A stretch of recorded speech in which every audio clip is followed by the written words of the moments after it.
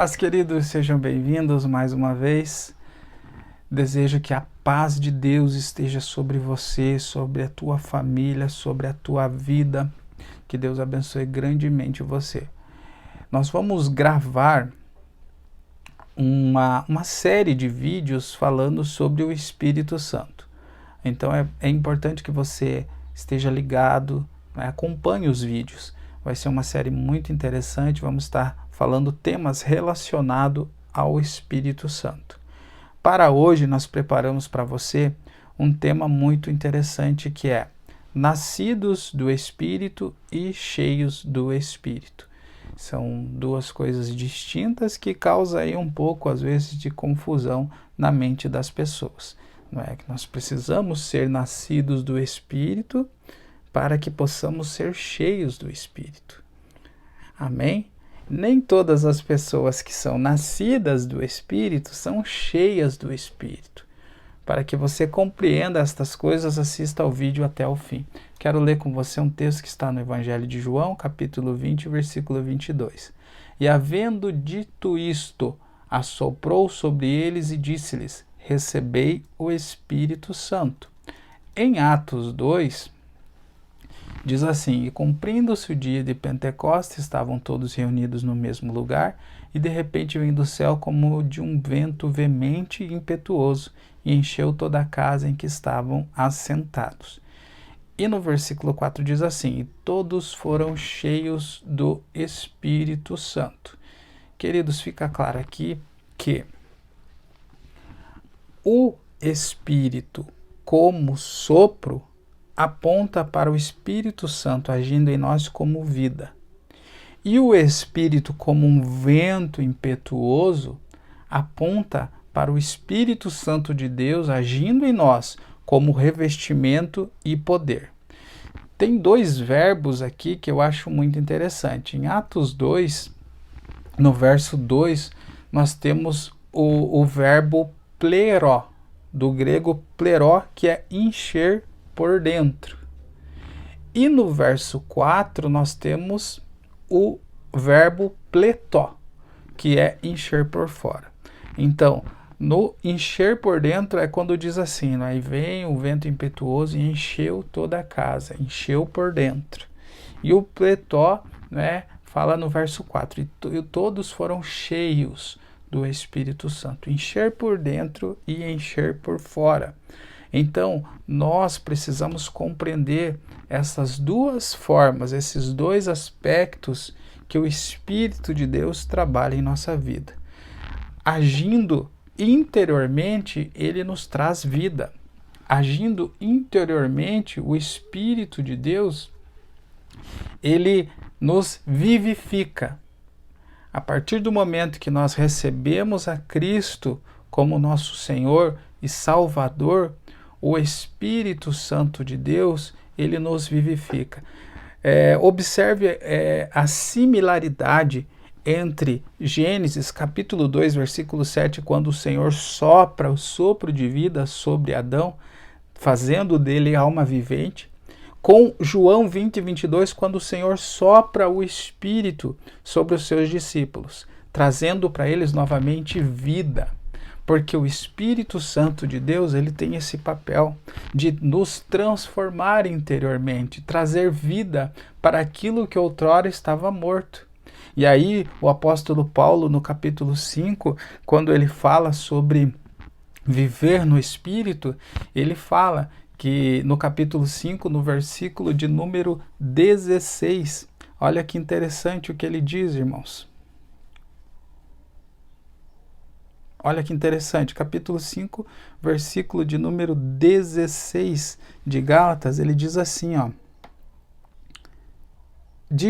Digo-vos, porém, né, andais em espírito, e não cumprireis a concupiscência da carne. Porque agora, você vivificado pelo Espírito, a tua preocupação não é mais apenas alimentar a sua carne. A tua preocupação agora não é apenas mais se preocupar com o pão, porque nem só de pão viverá o homem, mas de toda a palavra que sai da boca de Deus. A tua preocupação agora também será em manter o seu espírito fortalecido. Através do quê? De orações, através da palavra de Deus, através da leitura diária da palavra do Senhor. É assim você vai alimentar o seu espírito, porque agora você vive a vida de Deus. Você não vive mais a vida, você morreu para você. Agora é uma nova versão do Patrick. O Patrick tinha uma versão escravizada, uma versão depressiva, morta, uma versão que não trazia vida. Mas agora, a partir do momento que eu recebi a Cristo e foi soprado sobre mim o Espírito de vida, não vivo mais eu. Agora Cristo vive em mim. Oh, glória a Deus, aleluia! Agora o Espírito de Cristo está em mim.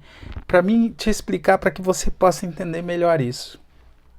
É como um homem que quando adota uma criança e ele pega a criança da rua, da miséria.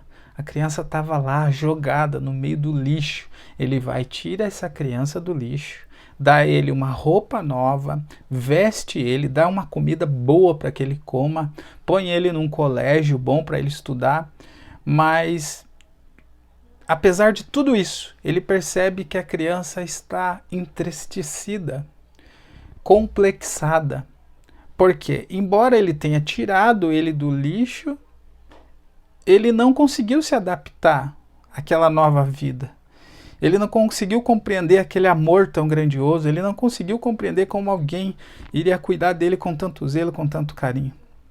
E aquele homem percebeu que, por mais que ele cuidasse com todo o zelo daquela criança, ele não conseguiria colocar dentro daquela criança um espírito de grandeza. E ele sempre seria complexado, entristecido pela situação que vivera. Pois bem, comigo e com você é diferente. Nós estávamos no lixo, nós éramos miseráveis. O Senhor tirou nós de lá. Mas diferente daquele homem que adotou aquela criança, o Senhor nos adotou e conseguiu colocar dentro de mim e de você o espírito de grandeza. Oh, aleluia! Ele conseguiu colocar esse espírito maravilhoso dentro de nós. Esse espírito que vai mudar o teu caráter. Por isso eu não acredito que uma pessoa que tenha contato com o Espírito Santo de Deus não muda o caráter.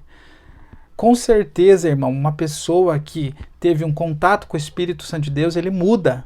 O caráter dele muda. E aí você entende isso quando o apóstolo Paulo fala no capítulo 5 também, no versículo de número 22. Olha o que ele diz. Mas o fruto do Espírito é amor. Então, a pessoa agora, ela é nascida do Espírito. Conforme João 20, que o Senhor sopra, o Espírito é soprado como vida. Assim como em Gênesis 2, o Senhor soprou em Adão, o Senhor sopra em nós. Agora não vivo mais eu, Cristo vive em mim, sou nascido do Espírito. E como uma pessoa nascida do Espírito, ela pode ser identificada? Aí Paulo vai lá em Gálatas capítulo 5, 22 e diz assim: mas o fruto do Espírito é o amor.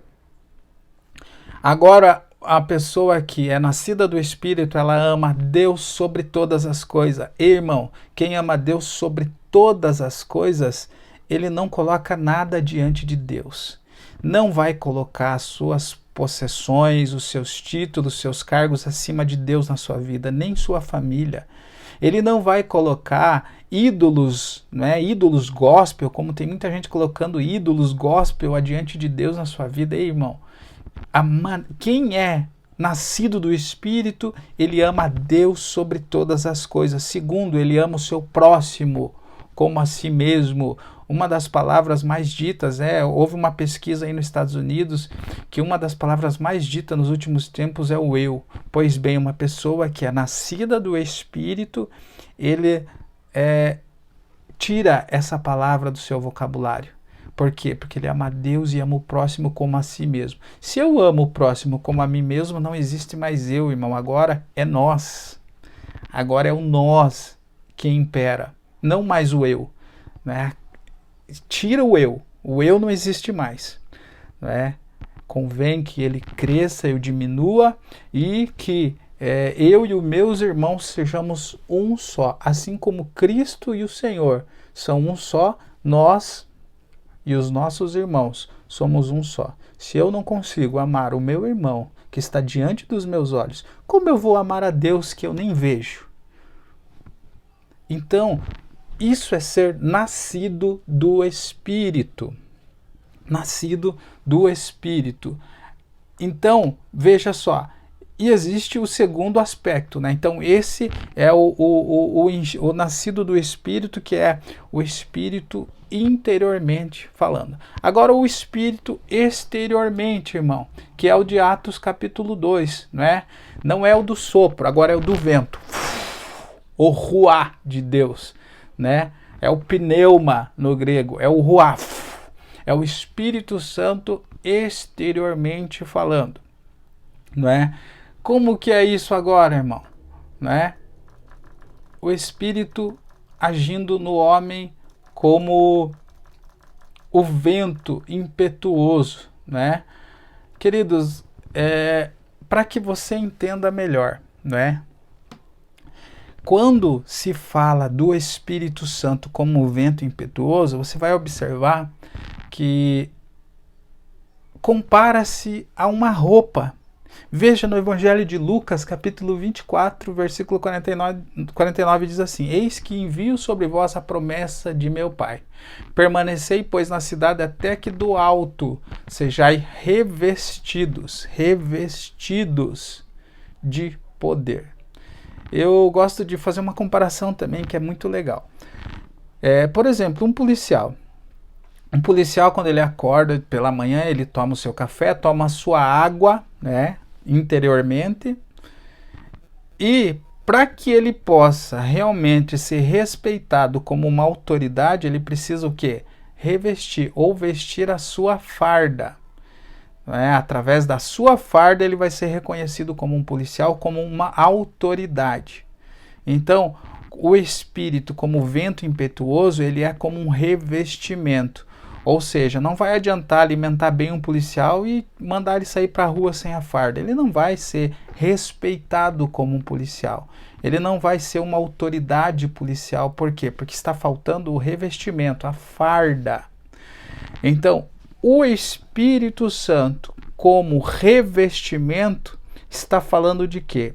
Eu e você, queridos, nós somos embaixadores de Cristo aqui na terra. Nós não somos desta terra, mas nós estamos aqui como representantes legais de Cristo. O que é um embaixador? Embaixador do Brasil, por exemplo. Ele vai lá para os Estados Unidos, ele é o embaixador do presidente do Brasil, do Bolsonaro, vamos dizer assim. E ele vai lá representar ele. É como se ele estivesse lá. Ele tem autoridade como se o próprio presidente lá estivesse lá. Nós somos dessa mesma forma aqui na Terra. Nós somos representantes legais do reino de Deus aqui na Terra. Para que sejamos reconhecidos como representantes legais de Deus aqui na Terra, como embaixadores, é preciso nós estarmos revestidos do Espírito Santo. Por quê? Porque a autoridade do Espírito Santo, irmão, não é apenas para nós expulsar demônio ou para animar os nossos cultos, não. Nós revestidos do Espírito é como se nós estivéssemos com a farda celestial.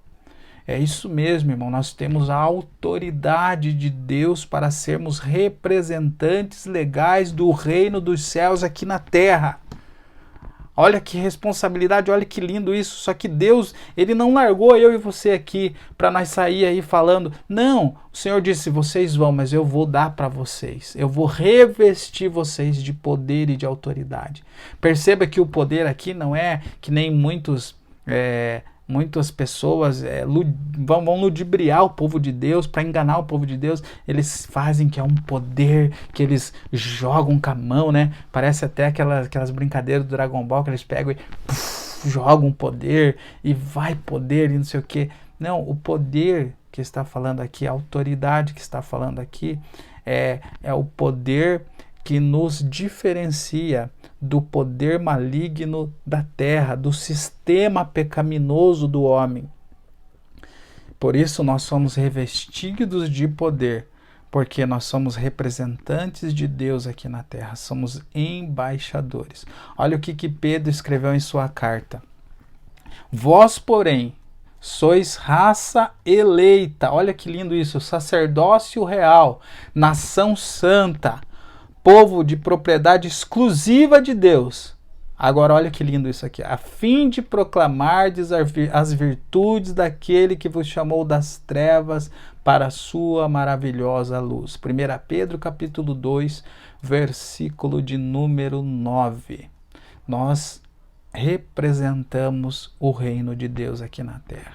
É claro que Deus vai dar poder para nós expulsar demônios, sim, para fazer sinais, sim, mas a Bíblia diz que os sinais seguirão aqueles que crê. O poder e a autoridade que está falando aqui é para que nós, como representantes de Deus nessa terra, proclamemos um mundo melhor, um mundo não pecaminoso, que não está debaixo da escravidão do pecado e de Satanás. Um mundo de liberdade, um mundo de poder e autoridade do reino de Deus. Glória a Deus. Então, queridos, espero que Deus tenha abençoado a tua vida, espero que Deus abençoe grandemente a tua vida. Então, que o Espírito Santo de Deus, para finalizar aqui, possa encontrar liberdade, queridos, para agir tanto no sopro como no vento impetuoso sobre a tua vida. Que Ele possa transformar você por dentro e revestir você por fora. Amém? Forte abraço, fique com Deus.